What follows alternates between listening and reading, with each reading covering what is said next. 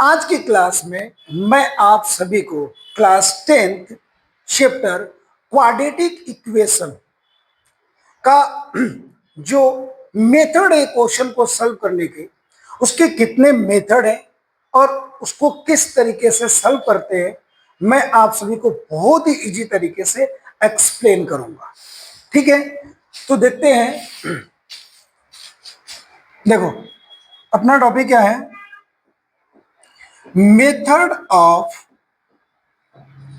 solving of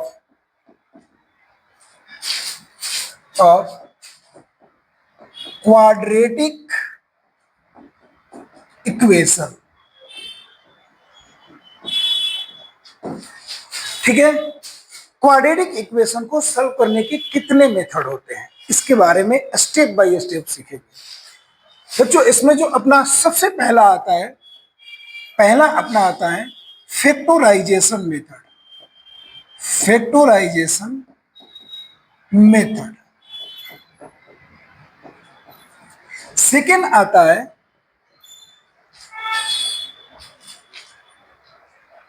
perfect square method. Perfect square method. और third बच्चों अपना आता है क्वाड्रेटिक फॉर्मूला। Quadratic formula.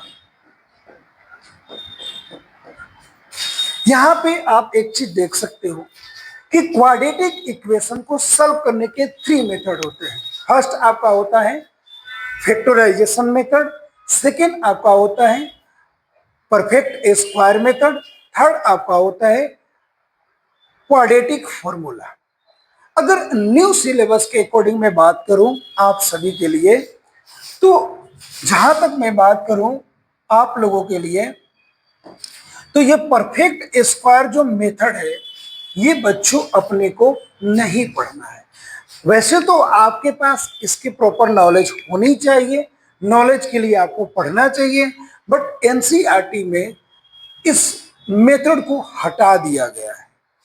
तो मेन अपने को 2 मेथड पढ़ना है। पहला है फैक्टराइजेशन मेथड, से थर्ड है आपका क्वाड्रेटिक फॉर्मूला, यानी कि 2 मेथड अपने को पढ़ना है। ठीक है, अब मैं इन दोनों मेथड को बहुत ही अच्छे तरीके से आपको एक्सप्लेन करता हूं। ठीक है, सबसे पहले मैं बात करता हूं पहले मेथड की। देखो, फर्स्ट मेथड में आप सभी को एक्सप्लेन कर रहा हूं फैक्टराइजेशन मेथड। Factorization method.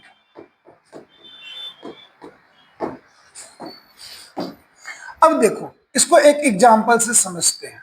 ठीक है ना? Find the roots of x square plus 7x plus 10 equal to 0। ये आपका क्वेश्चन है। यहां पे मैं आप सभी को फैक्टराइजेशन मेथड एक्सप्लेन करूंगा। ठीक है, अब अपने को ये क्वेश्चन दिया गया है और बोला गया है कि इसका रूट फाइंड करो। रूट क्वाड्रेटिक इक्वेशन में रूट यहाँ पे किसके लिए इस्तेमाल किया गया है? रूट यहाँ पे बच्चों वेरिएबल के लिए इस्तेमाल किया गया है, एक्स के लिए इस्तेमाल किया गया है। तो यहाँ पे एक्स की वैल्यू कैसे फाइंड करेंगे आप ध्यान देना। देखो, जब भी आपसे क्वेश्चन पूछा जाए, ठीक है, और इसको फैक्टराइजेशन मेथड से सॉल्व करना है, देखो क्या करेंगे। पहले आप इस इक्वेशन को यहाँ पे लिख दिए। ठीक है, आया आपको समझ में? अब आप क्या काम करोगे? देखो, इसके मिडिल टर्म को ब्रेक करना होता है। आप इस मेथड को ऑलरेडी पॉलिनोमियल चैप्टर में पढ़ रखे हो। अब इसके फैक्टर करने के ट्रिक क्या होता है? ट्रिक ये होता है कि बच्चों रफ में फर्स्ट और लास्ट टर्म को मल्टीप्लाई करो, तो ये आपका आता है 10x स्क्वायर। यहां पे इसको मल्टीप्लाई क्यों किया जाता है? ये केवल पता लगाने के लिए कि जो इसका मिडिल टर्म है उसको 2 पार्ट में ब्रेक करेंगे तो वो दोनों पार्ट कौन कौन सा होगा। ठीक है, आप इसके फैक्टर करो 10 का, 10 का आपका फैक्टर हो गया 2 और 5, 2 और 5।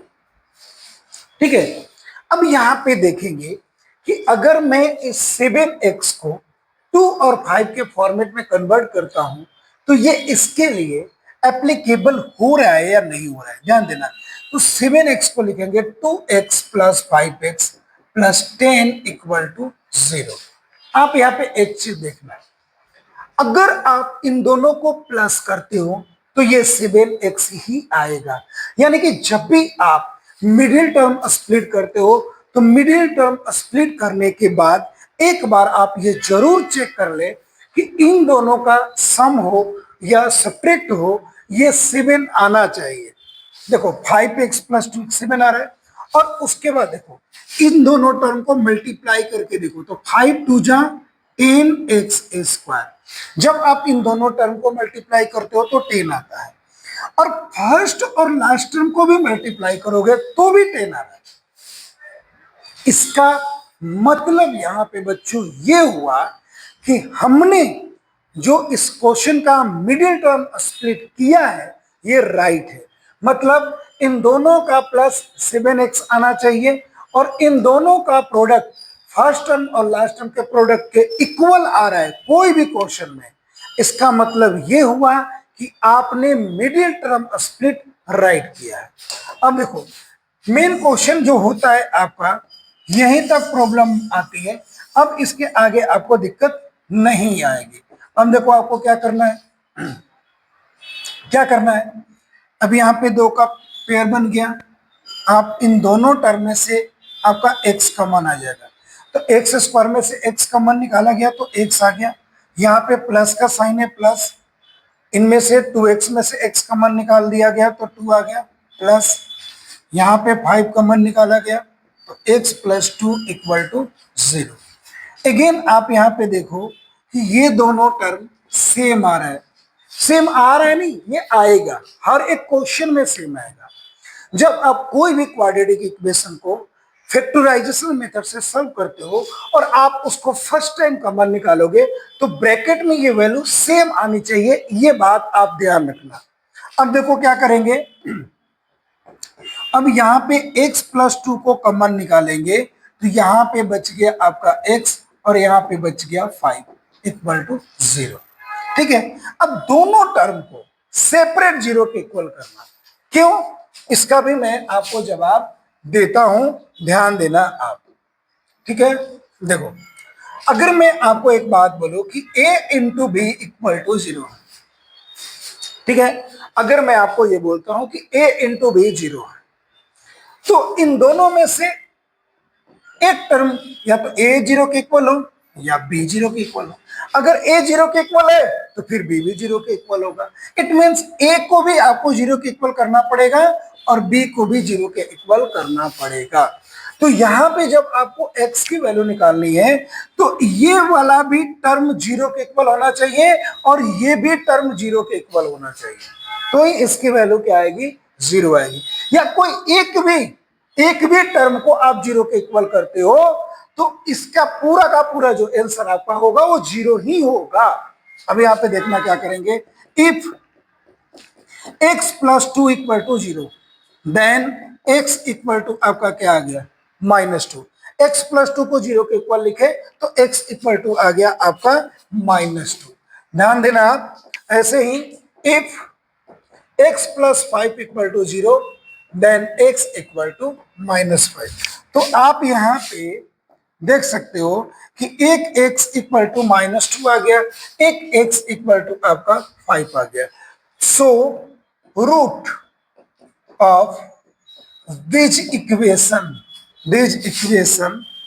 B -2 and -5। इट मीन्स इस क्वेश्चन का जो रूट होगा वो क्या होगा, -2 एंड -5। क्या बच्चों आप सभी को अच्छे से समझ में आ गया? ठीक है, चलो कुछ हंसी मजाक भी हो जाए। एक शायरी बोलता हूं मैं आप सभी के लिए, तैयार है ना। नई कमरों में पुरानी चीजें कौन रखता है, नई कमरों में पुरानी चीजें कौन रखता है? इन शहरों में परिंदों के लिए पानी कौन रखता है? नई कमरों में पुरानी चीजें कौन रखता है? इन शहरों में परिंदों के लिए पानी कौन रखता है? एक हम ही थे जो पुरानी दीवार को थामे रखे। एक हम ही थे जो पुरानी दीवार को थामे रखे, वरना सलीके से बुजुर्गों की निशानी कौन रखता? मजा आया दोस्तों? मजा आया? तो देखो, मैथमेटिक्स एक ऐसा सब्जेक्ट है, इसको जितना आप एंजॉय करते हुए, मस्ती मजाक करते हुए, अपने मूड को फ्रेश करते हुए पढ़ते चलेंगे, उतना ही आपको इंटरेस्टिंग लगेगा, उतना ही आपको अच्छा लगेगा, उतना ही चीजें आपको समझ में आएगी। तो यहाँ पे बच्चों में आप सभी को फैक्टराइजेशन मेथड एक्सप्लेन किया हूं कि फैक्टराइजेशन मेथड क्या होता है। रही बात क्वाड्रेटिक फॉर्मूला की, तो बच्चों क्वाड्रेटिक फॉर्मूला नेक्स्ट वीडियो में मैं आप सभी को एक्सप्लेन करूंगा। तब तक के लिए धन्यवाद।